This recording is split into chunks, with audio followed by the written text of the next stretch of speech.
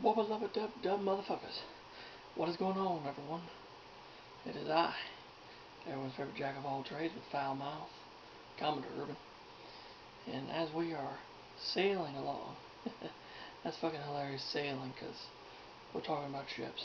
Anyway, as we are sailing along with our 69th anniversary series of videos dedicated to the maiden voyage of the SS United States from July 3rd to July 15th of 1952.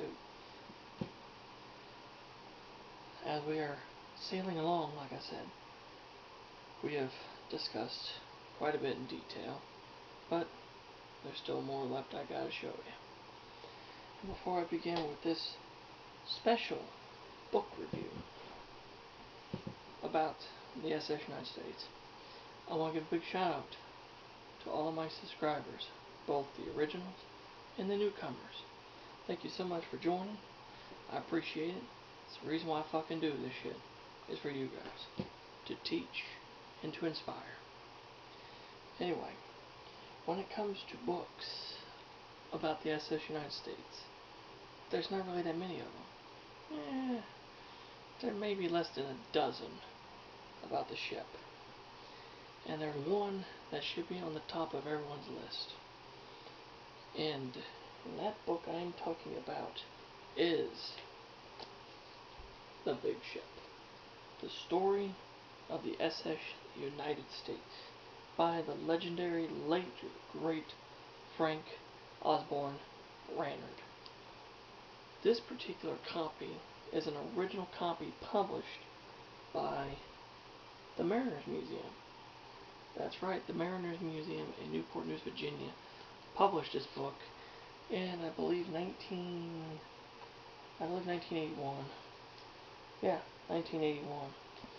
And there was a total of 3,000 copies of this book published by them. And this particular edition is the hardest to get a hold of all of them. And the other version that I know of this book came out in 2012, the 60th anniversary of the maiden voyage of the SS United States, and it was published by Turner Publishing, but it's much smaller than this. It's probably about yay big compared with this. Anyway, so The Big Ship, the story of the SS United States. It says right here, the United States represents the fulfillment of a lifetime dream. Her design, her financing, her construction, her trials, her capturing the world's speed supremacy, all of these were the crowning achievements of an amazing, successful life, the life of William Francis Gibbs. And her career on the North Atlantic added, if possible, still further luster to the life story of that remarkable man. There could be no separation of this superb ship, the United States, and this amazing man. Rarely in any field of accomplishment has a man been able to dream so well and make his dream come true so fully. There were tremendous obstacles. The climate was far from right. The era of the great liner was nearly past. The mortals into whose hands this supreme achievement of naval architecture and marine engineering was given were, with few exceptions, not on par with the Creator. Above all, the marine labor atmosphere was very bad. Could not have been worse, and would prove to be the ship's Achilles heel. This book tells the story of the Big Ship, as she was known at 21 West Street, the official offices of Gibbs & Cox, where she was designed. It is a story that may not be ended. There is reason to hope that the United States will write still more chapters in the Book of the Sea. She was dry docked in 1980 and passed with flying colors. Her hull plates seemed almost like new. So here's to the safest liner ever built, the fastest big ship ever, and one of the world's masterpieces. Long may she sail in peace. And that is basically the introduction to the book. Basically, the book, of course, was written by Frank Braynard, but it was written because of, as he put it so well at the beginning in his introduction, this work is to be, as he says, the work is intended to be plain and simply a book about the big ship. and it was the late Frederick H. Gibbs, which was the brother of William Francis Gibbs. He had asked Frank Braynard to write a book about the United States in his last interview with him. And so, and like here in the back here it says, in one of my last meetings with Frederick Gibbs, I sat spellbound as he told me the stories of the earliest days of his and his brother's interest in ocean liners and the origins of the United States, way back in World War I. And then he sat back in his large chair and paused, smiling. I want a book on the big ship, he said. Would you like to do it? I answered, would I? And that was June 10th, 1980. And of course, from that came this. The book is basically that. It's a story of the history of the SS United States and the story of William Francis Gibbs, because you know the two are inseparable. Like another quote from The Big Ship, Superman, super ship, and the super merger of the two.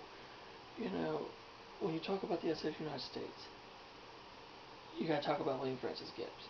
You can't talk about Gibbs without talking about the United States, and if you can't talk about the United States without talking about Gibbs, the two are inseparable. I mean, he is the father of the ship. And what Mr. Braynard has done is he lays everything on the table, and he tells you a very blunt, direct story of the ship, from the earliest origins of the ship's design through, you know, both world wars, of course the America, and about the Leviathan, which, by the way, Frank Braynard also wrote a 6-volume series on the Leviathan. I gotta fucking check that shit out. But anyway, basically the layout of the book, chapter-wise, it's 12 chapters. You know, you got the beginnings, the 2 world wars. She gets her name from Kiel the launch, an attack from the White House, the Blue Ribbon, subsidy feuds continue, the honeymoon period, labor troubles begin, more labor troubles, more passengers than any other liner, and the end. And like he says in his introduction, I believe it's in his introduction, as this introduction was written, Richard Hadley and his United States Cruises Company had just moved the United States into dry dock and found her hull in A1 condition. More power to their efforts to get her back into the cruising field. You know, there was because that's back when Richard Hadley bought the ship and was going to plan on restoring her as a cruise liner. Had Frank Braynard had the insight to know what would happen next, it would be a little fucking disappointing, the fact that she never got to re-enter service, and of course the poor little girl was sitting in Philadelphia stripped, just basically a floating rusting carcass. It's absolutely just fucking depressing. But the Big Ship, the book, it is a must read. It lays out the entire story of the United States' active life right there in front of you. It's easy to read, it's easy to follow, it's gripping as hell.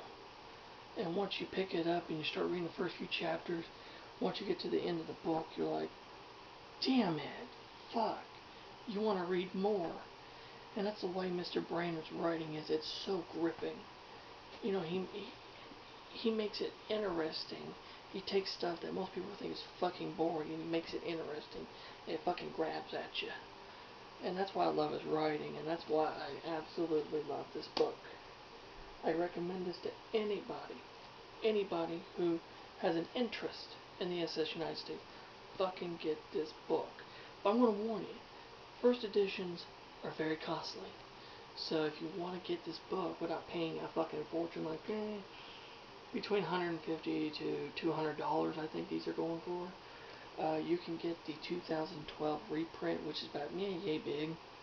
Same book, but it's got a little few little extra things, and it's got an introduction written by his daughter, Noel Bernard Hollander, and I believe there is another chapter written in there about additional information written by, I'm trying to think of the guy's name, I got it written down here, Bill D. Benedetto. I hope I'm saying your name right. Bill D. Benedetto. So, overall, I give the book, The Big Ship, the story of the SS United States, 2 thumbs up, 5 stars, absolutely fucking worth reading. Get it, read it, and you'll understand a lot more about this great ship, the SS United States. Well, thank you so much for watching the video. If you have any questions or comments about anything, please leave them in the fucking comment section below and I'll get back with you. And since this is the 69th anniversary of the SS United States maiden voyage, if you can, please go to the website down below, which is ssusc.org/donate, and please donate to the United States Conservancy, because they need our help. They need our help to ensure that the great SS United States can live on for generations to come. And if you can do that, I thank you for it. So, until next time on our lovely adventure about the great ship SS United States, till the next video of the 69th anniversary series, this is Commodore Irvin, saying have smooth seas and clear skies, happy sailing with all of you, God bless everyone, stay healthy, stay happy, stay safe, and just be yourselves. Until next time, anchors away, motherfuckers, and take care, and so long.